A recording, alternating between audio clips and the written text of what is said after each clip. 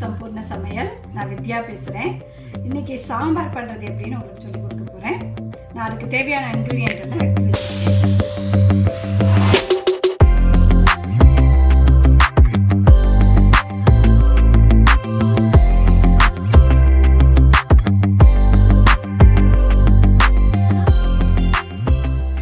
புளி எடுத்து வச்சுருக்கேன். கொஞ்சம் பருப்பு வேக வச்சு ஒரு 3/4 கப் பருப்பு கொஞ்சம் நேரம் ஊற வச்சுட்டு வேக வச்சு எடுத்து வச்சுருக்கேன். அண்ட் இங்கே வெஜிடபிள்ஸ் இருக்குது. முருங்கைக்காய், முள்ளங்கி, சின்ன வெங்காயம், bell pepper, carrots and tomatoes. 2 table spoon எண்ணெய் காய வச்சுருக்கேன். ஸோ எண்ணெய் காஞ்ச உடனே இதெல்லாம் கொஞ்சம் கடுகு போட்டு நான் என்ன பண்ணியிருக்கேன்னா வெந்தயத்தை லைட்டாக வறுத்துட்டு பொடி பண்ணி வச்சுருக்கேன்.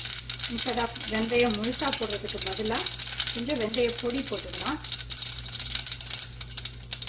கொஞ்சம் பெருங்காயம், அப்புறம் கருவேப்பிலை, இந்த காய்கறியெல்லாம் போட்டு நம்ம வதக்கிடலாம்.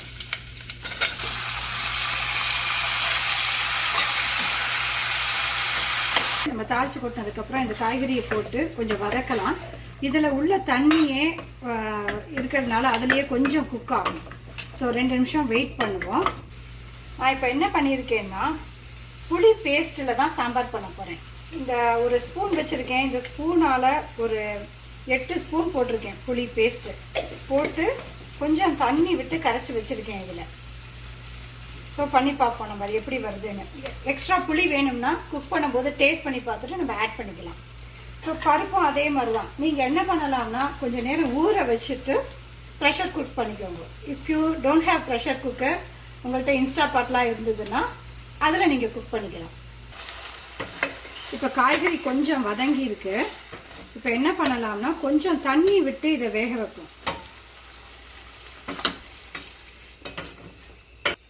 இப்போ நான் அதில் போட்டிருக்கிற வெஜிடபிள்ஸ் எல்லாமே உங்களுக்கு கிடைக்கலைன்னா உங்களுக்கு என்ன கிடைக்கிறதோ அதை வச்சு யூஸ் பண்ணிக்கலாம். கருவேப்பிலை கிடைக்கலைன்னா இப்போ நீங்கள் கருவேப்பிலை பொடி மாதிரி யூஸ் பண்ணிக்கலாம். சப்போஸ் இந்தியாவிலேருந்து வரேன்னா கருவேப்பிலையெல்லாம் கொஞ்சம் காய வச்சுட்டு ட்ரை பண்ணி எடுத்துன்னு வந்தாக்கா அதையும் நீங்கள் யூஸ் பண்ணிக்கலாம். ஸோ ரொம்ப யூஸ்ஃபுல்லாக இருக்கும். நானே அப்படி தான் யூஸ் பண்ணுவேன் நிறையா. காய்கறி வேக வைக்கும்போது மூடி வச்சு கொஞ்சம் வேக வச்சுக்கலாம். கொஞ்சம் குயிக்காக வெந்துடும். இப்போ வெஜிடபிள்ஸ் எல்லாம் ஒரு ஹாஃப் குக் ஆயிருக்கு. இந்த சமயத்தில் நம்ம இந்த புளி பேஸ்ட் ஆட் பண்ணிக்கலாம். புளியை கரைச்சி வச்சுருக்கேன்.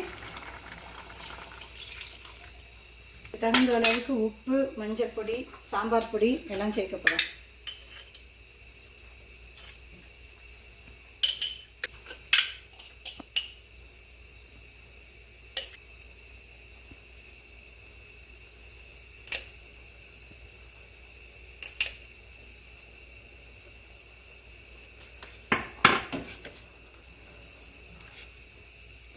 இப்போ இதை சாம்பார் பொடியெல்லாம் போட்டு நல்லா கொதிச்சுன்னு இருக்கு. நான் இப்போ உங்கள்கிட்ட சொன்னேன் நான் புளி பேஸ்ட் யூஸ் பண்ணேன்னு. மொத்தத்துக்கு ஒரு 2 கப்பு தண்ணி யூஸ் பண்ணியிருப்பேன். கொஞ்சம் தண்ணி விட்டு ஃபஸ்ட்டு காய்கறியெல்லாம் வேக வச்சுட்டேன். அப்புறம் இந்த புளி பேஸ்ட் ஆட் பண்ணி 8 ஸ்பூன் போட்டிருக்கேன். புளி பேஸ்ட் ஆட் பண்ணி ஒரு 1.5 கப்பு தண்ணி விட்டு கலந்து இதில் விட்டுருக்கேன்.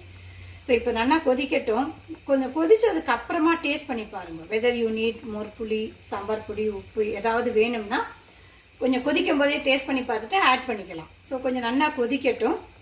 அதே மாதிரி தான் நீங்கள் வெந்தய பொடி இல்லைன்னா யூ கேன் ஆட் முழுசாக உள்ள வெந்தயம், ஃபெனுக்ரீக் சீட்ஸ். ஓகே, அதை கொஞ்சம் ஆட் பண்ணிக்கலாம்.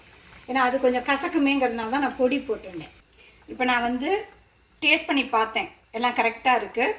ஒரே ஒரு டிப்பு என்னென்னா உங்களுக்கு பருப்பு கரைச்சி விடுறதுனால கொஞ்சம் கடைசியில் சப்புன்னு ஆகிடும். ஸோ அதனால் புளி, உப்பு, காரம் எல்லாமே கொஞ்சம் தூக்கலாக இருக்கணும் ஃபஸ்ட்டு. அப்போ தான் பருப்பு கரைச்சி விடும்போது ஃபைனலாக உங்களுக்கு கரெக்டாக இருக்கும் டேஸ்ட் பண்ணி பார்க்கும்போது.